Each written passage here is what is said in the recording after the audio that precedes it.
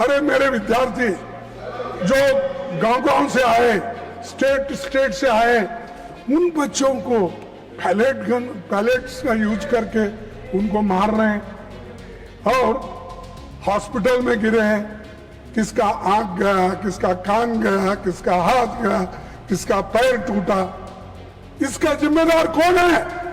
इसका जिम्मेदार आप है, होम मिनिस्टर है। आप बंद कमरे में रह के आप सुन रहे होंगे मेरी बात, लेकिन आप बंद कमरे में रह के बहुत दिन छुप नहीं सकते। एक दिन हम बाहर खींच के लाएंगे। रात के 12 बजे, रात के 10 बजे इंस्टाग्राम उसमें ऐसा लेके बात कर रहे हैं, और क्योंकि उनको नींद नहीं आ रही थी, बहुत परेशान थे। अरे आपको तो मन की बात बोलने की आदत है, आपको तो हर बात में इंटरफियर करने की आदत है, आपको तो पिछले सरकार को 100 बार गालियां देने की आदत है। कम से कम बच्चों को एड्रेस करने के लिए आपको समय नहीं मिला, रात के 12 बजे मिला।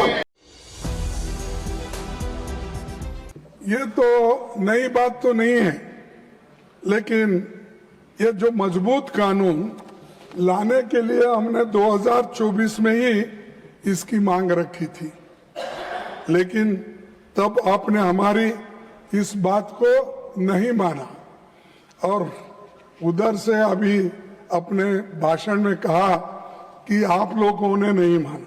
लेकिन इस मजबूत कानून को ठीक करने के लिए हम बार बार आपके सामने कहते रहे, लेकिन आप किए नहीं। लेकिन 2 साल के बाद आप जो काम कर रहे हैं उसे 2024 में ही क्यों नहीं किया? तो अब कर रहे हैं 2024 में, यानी 2 साल पहले आप क्यों नहीं किए? क्योंकि तब आपको राजनीति करनी थी, लोकसभा चुनाव सामने थे। राहुल गांधी जी भारत जोड़ो न्याय यात्रा में लगातार पेपर लीक और युवाओं के भविष्य का मुद्दा उठा रहे थे। आप ये करते तो क्रेडिट नहीं मिलता था उस वक्त, इसीलिए आप उसको छोड़ दिए। तो उस समय परीक्षा व्यवस्था को सुधारने की बजाय आप जल्दबाजी में ऐसा कानून लाए, जिसे 2 साल में ही आपको संशोधित करना पड़ रहा है।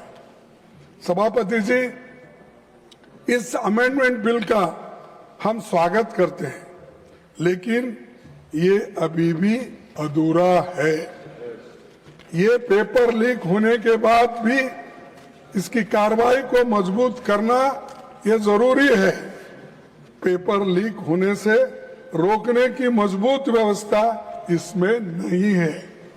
सिर्फ आपने आंकड़े बदले, लेकिन आपका इंटेंशन आपने इसमें नहीं बताया, इसको कैसा रोकना। इसीलिए मैं ये कहूंगा कि ये सब जो माहौल आज चल रहा है, इस माहौल को ठंडा करने के लिए, और जो आज हमारे विद्यार्थी युवा जो सड़क पे आए हैं, उनको ठंडा करने के लिए ये बिल लाया गया है। ये है सो समस्या को सुलझाने के लिए नहीं।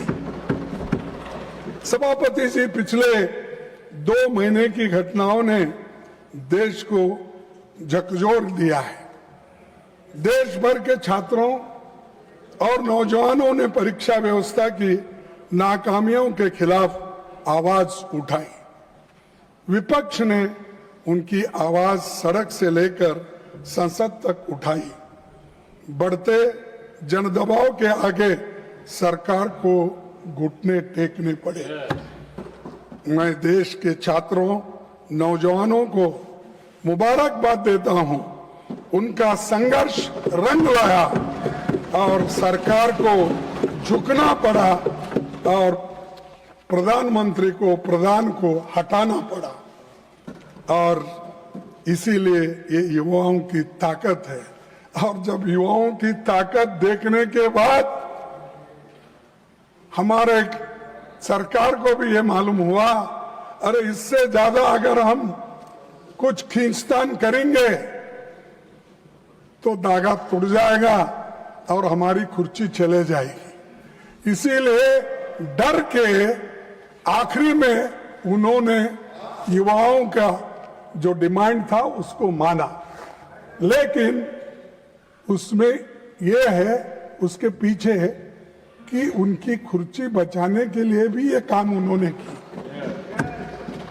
ना कि विद्यार्थियों के समस्या को समझाने के लिए, सुलझाने के लिए नहीं की।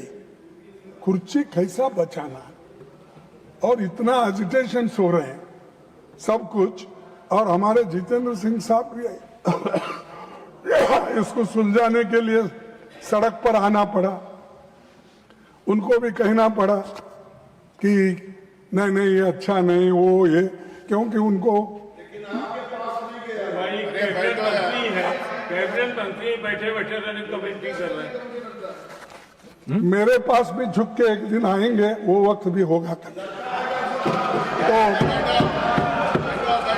सर, प्रधानमंत्री ji, Giriraj ji please, Giriraj ji please. Sir, तो वो समझाने की भी कोशिश करे, आए, सब बोले, लेकिन डर इसका था उनको, वो जो सत्याग्रह या वो जो एजिटेशन था राहुल जी ने उस दिन किया, वो एकदम डर गए और डर के बोले कि ये ठीक, इसको आगे बढ़ाना ठीक नहीं है। तब उन्होंने ये तय किया कि प्रधान को हटाया जाए, शिक्षा मंत्री को हटाया। तब ये एक उनका अंदरूनी विचार है, और आप किसी से भी पूछिए, वो दिल में उनके है लेकिन बाहर नहीं बोलते, क्योंकि मोदी जी अपने कुर्सी के लिए ये सब कुछ किए। ये कदम तभी उठाया जब छात्र पेपर लीक, परीक्षा की गड़बड़ियों और संस्थागत नाकामियों की बात कर रहे थे। तब सरकार ने उनकी बात सुनने की बजाय उनको अराजक कहा और हर सवाल को राजनीति से जुड़ा बताकर खारिज कर दिया था। तो ये मैं क्यों कह रहा हूं साहब, जब विद्यार्थी पहले ये पूछे, महीनों से वो लोग वहां सड़कों पे बैठे और महीनों से एजिटेशन कर रहे थे, अपनी बात रख रहे थे, उस वक्त आप क्यों नहीं पूछे? उस वक्त उनके पास क्यों नहीं गए? उनके पास क्यों आप निगोशिएट नहीं करे? बाद में बुला के नड्डा साहब अपने चेंबर में बुला के समझाने के बजाय, जिस दिन वो वहां बैठे थे उसके 2 दिन बाद या 3 दिन बाद अगर आप जाते तो ये समस्या नहीं होती, इतने लोग लाठी नहीं खाते थे, इतने लोग बर्बाद नहीं होते थे, इतने लोग बारिश में नहीं रहते थे। तो ये आपकी वजह से, आपके सरकार की वजह से ये सब भुगतना पड़ा। उसके कारण बीजेपी सरकार है, मोदी जी है, सबसे बड़े हमारे होम मिनिस्टर है अमित शाह साहब, जो दिख रहे ही नहीं। मैं देख रहा हूं, नहीं तो बाकी के छोटे छोटे इश्यू में आके बार बार अपनी बात रखते हैं, हर तरफ घूमते हैं। तो किस तरफ क्यों नहीं घूम रहे मुझे मालूम नहीं। डरे हुए, हाँ, डरे हुए। तो ये प्रधानमंत्री भी मुंह नहीं खोल रहे और हमारे होम मिनिस्टर भी नहीं हो रहे, क्योंकि यहां पर दिल्ली में ही इतनी गड़बड़ हो रही है और आप होम मिनिस्टर हो, लॉ एंड ऑर्डर देखते हो, इतना होने के बावजूद भी, गड़बड़ी होने के बाद आपका मुंह भी नहीं खुल रहा। क्या कोई स्टिच कर दिया क्या? मुंह को बंद कर दिया? बोलना चाहिए था खुलकर।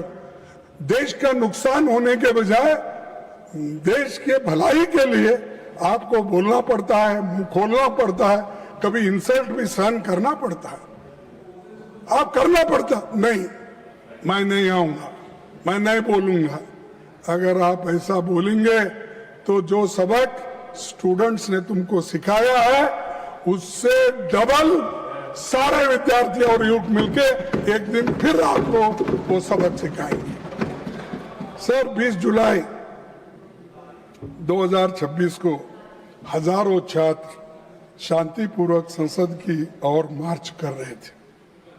वे संवाद चाहते थे, लेकिन उन्हें मिला लाठीचार्ज, आंसू gas, water cannons, pellet gun, current वाले बैरिकेड, मेट्रो लाठी में कीले रखकर और रेलवे स्टेशन भी बंद करे और मेट्रोस बंद करे और इंटरनेट बंद करे। ये सब ठप हो गया। ये सब आपने किया और इससे विद्यार्थी उचक गए, नागरिक भी बहुत इसमें गुस्से में रहे। तो इसीलिए उनको ये एजिटेशन करना पड़ा, लेकिन आप संभाल नहीं सके, शांति से उनसे बात नहीं कर सके। 100 से अधिक छात्र इस एजिटेशन में जो थे वो घायल हो गए और आईसीयू में वेंटिलेटर राम मनोहर लोहिया हॉस्पिटल में पड़े बहुत से, और कई बच्चों को आंखों में वो पैलेट के छर्रे लगे, आंख पे लगे, पीछे लगे। आप सब देखे हैं, सब टीवी में आप बहुत देखते रहते हैं, आप देखे हैं। लेकिन ये देखकर हमको तो शर्म आई, उनको शर्म आया कि नहीं मुझे मालूम नहीं। जो मुझे शर्म आया, अरे मेरे विद्यार्थी जो गांव से आए, स्टेट से आए, उन बच्चों को पैलेट्स का यूज करके उनको मार रहे हैं और हॉस्पिटल में गिरे हैं। किसका आंख गया, किसका कान गया, किसका हाथ गया, किसका पैर टूटा। इसका जिम्मेदार कौन है? इसका जिम्मेदार आप है, होम मिनिस्टर है। आप बंद कमरे में रह के आप सुन रहे होंगे मेरी बात, लेकिन आप बंद कमरे में रह के बहुत दिन छुप नहीं सकते। एक दिन हम बाहर खींच के लाएंगे और जनता के सामने हम दिखाएंगे इनके दिलों में क्या है।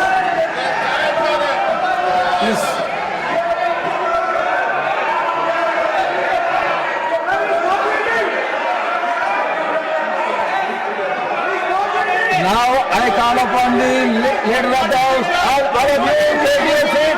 All of you take your seat. All of you take your seat. Now I call upon the leader of the house. सभापति जी, एक मिनट, सभापति जी, एक minute. When he speaks, no. सभापति जी, I call. When he is speaking, if he wants, I will call him. When the leader of the house is speaking, if the leader of the opposition wants to intervene, I will call the leader of the opposition. सभापति जी, yes, सभापति जी, leader of the opposition को हम शांति से सुन रहे हैं और प्रजातंत्र में शांति से सुनना ये हमारी जिम्मेवारी है सरकार की।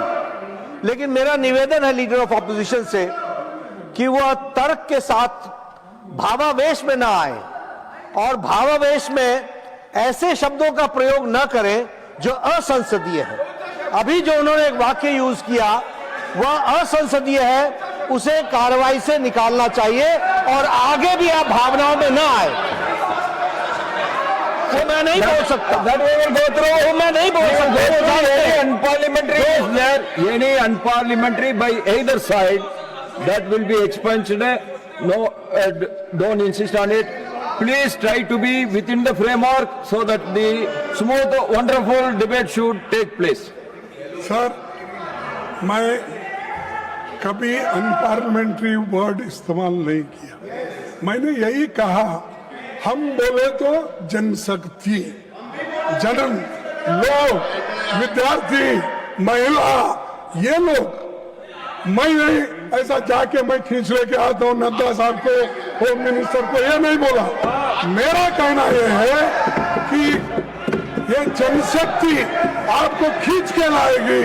कम से कम आके सदन में बैठो, बोलो, सुनो, रिप्लाई दो। अब हमेशा हर चीज का हमारे पास हमदर्द बोल के कोई औषध था, तेज नहीं, जिंदा तिलिस्मात, हर बीमारी को जिंदा तिलिस्मात, फीवर आने दो जिंदा तिलिस्मात, और कोई को बुखार आ गया वो जिंदा तिलिस्मात, अच्छा खांसी आ गई जिंदा तिलिस्मात, उसका नाम ही जिंदा तिलिस्मात। हर कौन सी बीमारी आने दो, लोग हैदराबाद में वो जिंदा तिलिस्मात ही देते थे साहब।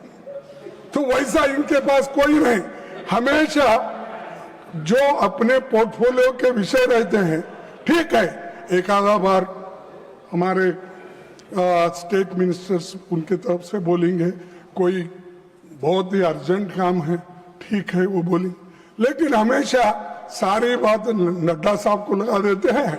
वो नड्डा साहब हर चीज का वो निभाते हैं। और उसके बाद अब जितेंद्र सिंह आए, हर चीज को उनको आगे करते हैं। और ये सब क्या है, ये सब जिंदा तिलिस्मात का काम कर रहे हैं। छोड़ो सर, 20 जुलाई की घटना के तुरंत बाद सरकार को देश के सामने पूरी सच्चाई रखनी चाहिए थी, लेकिन हैरानी है कि इतनी बड़ी घटना के बाद भी आज तक मैंने कहा पीएम या एचएम अपनी बात नहीं रखे, इसके बारे में रिग्रेट भी नहीं करे। रात के 12 बजे, रात के 10 बजे इंस्टाग्राम उसमें ऐसा लेके बात कर रहे हैं, और क्योंकि उनको नींद नहीं आ रही थी, बहुत परेशान थे। अरे आपको तो मन की बात बोलने की आदत है, आपको तो हर बात में इंटरफियर करने की आदत है, आपको तो पिछले सरकार को 100 बार गालियां देने की आदत है। कम से कम बच्चों को एड्रेस करने के लिए आपको समय नहीं मिला, रात के 12 बजे मिला। और दूसरे बात, धन्यवाद वो भी रात के 12 बजे। Thank you friends. ये नए शब्द उन्होंने प्रयोग किए, नहीं तो हमेशा हिंदी में बोलते थे।